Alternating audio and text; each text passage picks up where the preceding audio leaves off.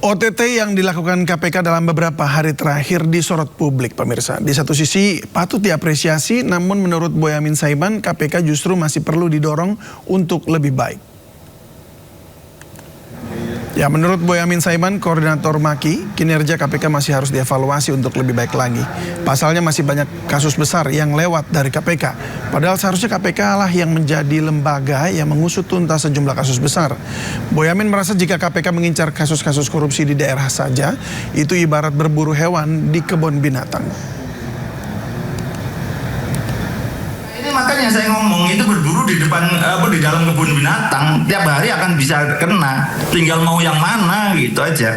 Nah, tapi juga saya kritik KPK justru rajin OTT di bupati-bupati ini, ya mereka jiper karena sudah makin menurun kualitasnya karena apa, tidak berani yang besar.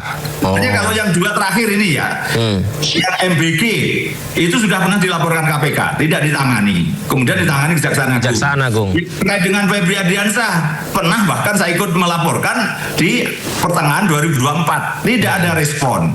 Terus kemarin diajak supervisi di Polda Metro Jaya kabur, gitu kan? Nah ini saya ya sebenarnya kepala daerah harus ditangkap karena suap, tapi kemudian jangan kemudian ini jadi target utama gitu ya.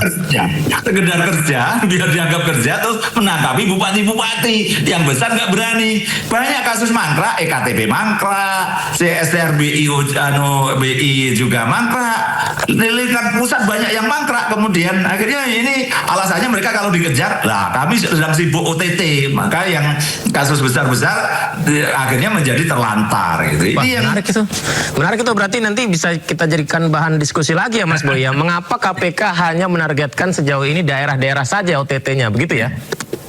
Iya, karena ketakutan mereka nampak sekarang ini bahwa mereka kena remote, takut sendiri, padahal nggak ada yang menakutkan mereka. Tapi kalau takut beneran karena ada yang menakuti, oke. Memang kelihatan KPK-nya ketakutan, Mas Boy. Lah buktinya dua kasus besar yang terakhir, Febri Ardiansyah itu kan penegak hukum, harusnya itu makanannya KPK, harusnya kan begitu. Masa kalah dengan polisi bahkan level Polda gitu kan? Nah, kan.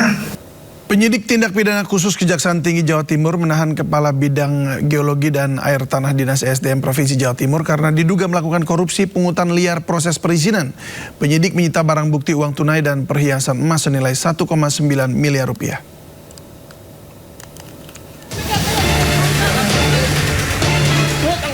ED Kepala Bidang Geologi dan Air Tanah Dinas Energi dan Sumber Daya Mineral Provinsi Jawa Timur langsung dijebloskan ke tahanan Kejaksaan Jawa Timur pada Selasa malam. Usai ditetapkan sebagai tersangka dugaan korupsi pungutan liar proses perizinan. ED merupakan tersangka keempat, selain mantan Kepala ESDM dan dua pejabat lainnya yang telah ditetapkan sebagai tersangka beberapa waktu lalu. Aspitsus Kejati Jatim mengungkapkan bahwa peran ED menyalahgunakan wewenang dengan meminta sejumlah uang kepada pemohon izin di luar ketentuan terkait pemanfaatan air dan tanah dengan nilai total mencapai miliaran rupiah. Tersangka ED memerintahkan tersangka H selaku ketua tim kerja pengusahaan air tanah meminta sejumlah uang yang tidak sesuai dengan ketentuan atau pungutan liar pada 217 pemohon izin. Dari tangan tersangka ED, penyidik menyita barang bukti uang tunai dan perhiasan emas senilai 1,9 miliar rupiah. ED ditahan di Rutan Kelas 1 Surabaya Cabang Kejati Jatim selama 20 hari ke depan guna proses penyidikan. Dari Surabaya, Jawa Timur, Hari Tambayong, iNews melaporkan. Di acara peresmian akad 62.000 rumah KPR subsidi di Kabupaten Batang, Presiden Prabowo menyoroti makin akrab dan dekatnya Kapolri dan Jaksa Agung. Tak hanya itu, Presiden juga tertarik dengan pakaian serba putih yang dikenakan Gubernur Jawa Barat Deddy Mulyadi. Jawa Barat yang saya hormati,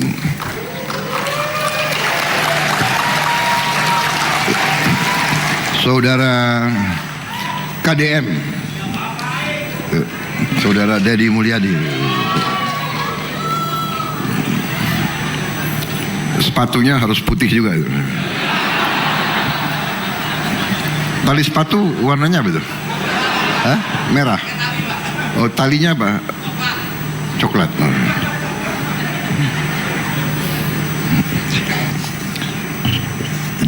Jaksa Agung, Panglima TNI, saya ulangi ya, Jaksa Agung, Kapolri,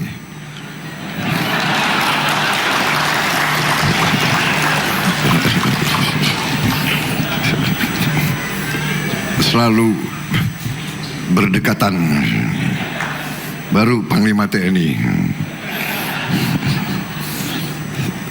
Kepala Badan. Hasan Nasbi, penasihat khusus Presiden bidang komunikasi, menegaskan di negara demokrasi semua orang bebas berpendapat. Presiden juga menerima dikritik tanpa mempersoalkannya. Besar itu. Melalui media sosialnya, Hasan Nasbi mengungkapkan label sebutan kritikan, bahkan mungkin prejudis yang pernah disampaikan oleh kelompok kritis selalu diterima oleh Presiden tanpa reaksi berlebihan. Semua kritik diterima mulai dari yang agak sopan sampai tidak sopan. Menjadi ekonomi. Label, sebutan, kritikan, bahkan mungkin prejudis yang pernah disampaikan oleh teman-teman yang mengaku kelompok kritis ini terhadap Presiden Prabowo. Coba sebutin aja. Dari mulai yang agak sopan sampai yang paling nggak sopan kan pernah disampaikan oleh mereka. Kata-katanya terhadap Presiden Prabowo. Tapi kalau Pak Prabowo bilang londo ireng, langsung meradang-meradang. Langsung marah-marah. Seolah kita tidak bisa saling menyampaikan pendapat satu sama lain. Padahal di dunia kritik, di dunia kebebasan berpendapat, seharusnya kebebasan berpendapat itu berlaku dua arah. Anda boleh mengata-ngatai pemerintah, tapi pemerintah juga boleh dong mengkritik Anda. Pemerintah juga boleh dong meluruskan supaya hal-hal yang tidak benar selama ini itu juga bisa menjadi benar. Jangan kemudian ketika misalnya pemerintah menyatakan ada londo ireng yang berpakaian wartawan, pengamat, dan LSM, terus Anda marah bahwa pemerintah nggak boleh bilang itu. Nah ini yang juga saya bilang secara mentalitas kita, yang pertama tadi, suka memaksakan jalan searah menjadi jalan dua arah, dan sebaliknya, di jalan yang harusnya dua arah, ketika berpendapat dan mengkritik kita bisa melakukannya secara dua arah, Anda hanya pengen satu arah. Gitu. Makanya pada marah-marah dan minta Presiden untuk menyampaikan permintaan maaf ketika misalnya ada sebagian orang yang dituduh sebagai londo ireng. Presiden Prabowo Subianto mengajak warga untuk meninggalkan penggunaan atap seng. Atap seng mudah berkarat dan menyebabkan sejumlah penyakit. Presiden menganggap bangsa Indonesia sudah lama menggunakan ijuk dan genteng. Presiden mengajak warga untuk kembali mempertimbangkan penggunaan material bangunan yang lebih dekat dengan budaya lokal. Menurutnya penggunaan seng bukan tradisi bangsa, bahkan menyebabkan penyakit. Sementara ijuk dan genteng telah lama menjadi bagian dari arsitektur Nusantara. Muda sudah kena kanker paru-paru. Padahal dia nggak merokok.